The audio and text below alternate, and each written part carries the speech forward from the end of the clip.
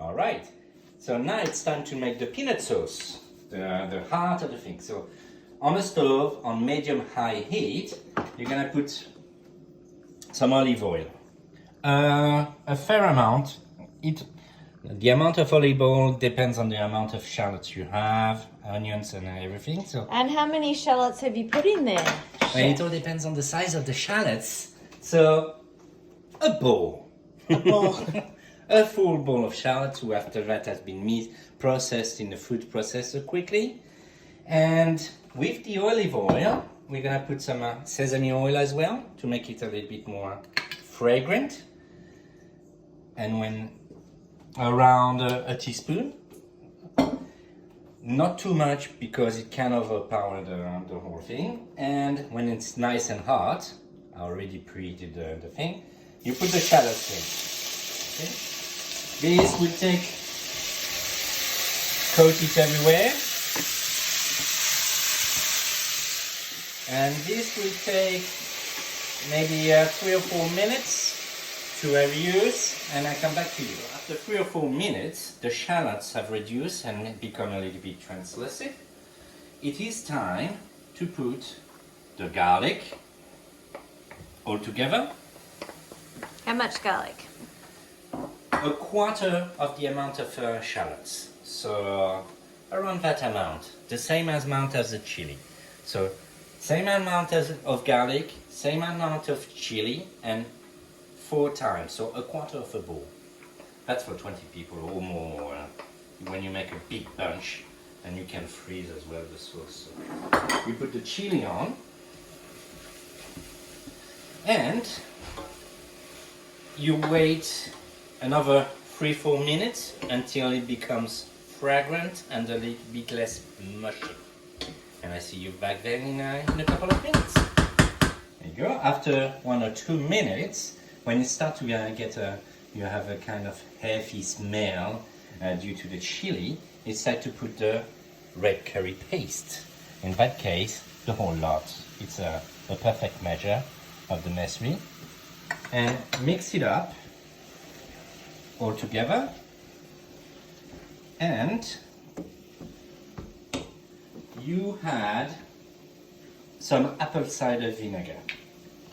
And you had around 3 or 4 tablespoons of it.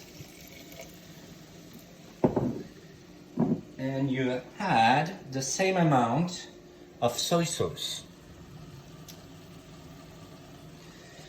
So, as you probably have noticed, I haven't put any salt in all of this. And you know why? Because this is all the salt you need. It is made of salt. It's very salty, and it will give you exactly the right amount of salt you need for that recipe. You mix it all together until it makes a very dark kind of paste. And when this is done, it is time for you to put your peanut butter.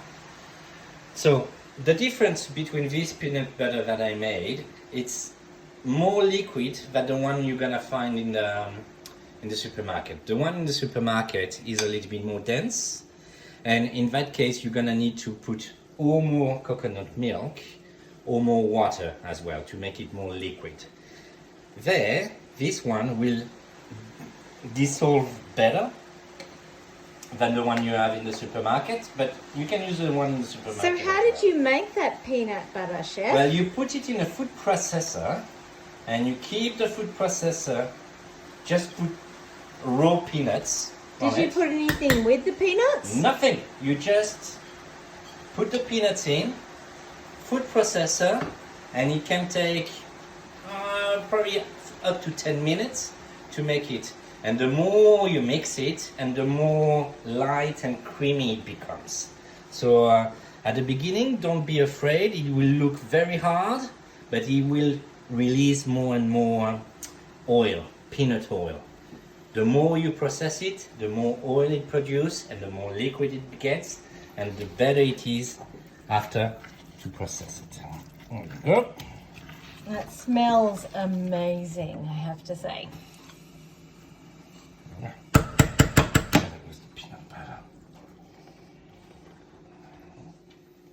after a couple of minutes of all mixed up, you're gonna reduce to a low setting, medium to low setting. So I was on a scale of 0 to 9, I was on 7 previously, and I came back to 3. All right? And you need a little bit of sweetness in this sauce. Of course, everybody needs a little sweetness, Chef.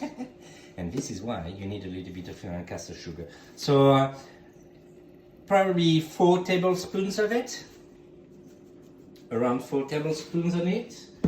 And you mix it up, get it integrated so it doesn't appear anymore. And then when it's all nice and smushy, you're gonna add your coconut milk.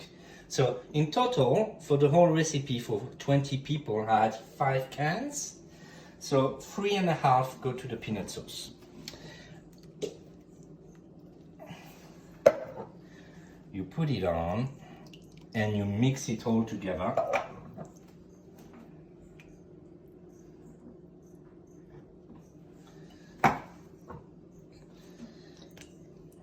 So 5 cans includes the marinade that you did before. Absolutely. But 3.5 cans That's for for the this peanut sauce that you are That's making right now. Exactly. And the sauce is important. So I like my sauce to be quite thick. So I don't use a lot of water on it. All right. After that, you need to mix it. And depending on what you want, when it's all nice and mixed and a little bit reduced after a few minutes, you also can add some water to make it more liquid. So for example, if you want to put it just on rice. After around 10 to 15 minutes, it should get hot enough. And one of the most important things, you need to taste. Very nice. But a tiny bit too sweet on that one. I've been a little bit heavy-handed on the sugar on that one. So I'm gonna rectify that by adding a little bit more of soy sauce to make it a little bit more salty and to reduce the sweetness of the sauce. And just stir it up. Since it's hot, it's gonna dissolve very, very quickly. Then, as the last touch, very last touch before you let it cool and put it in jars and get ready for the day after, or even freeze it if you want, you're gonna put the coriander in. How much coriander is that?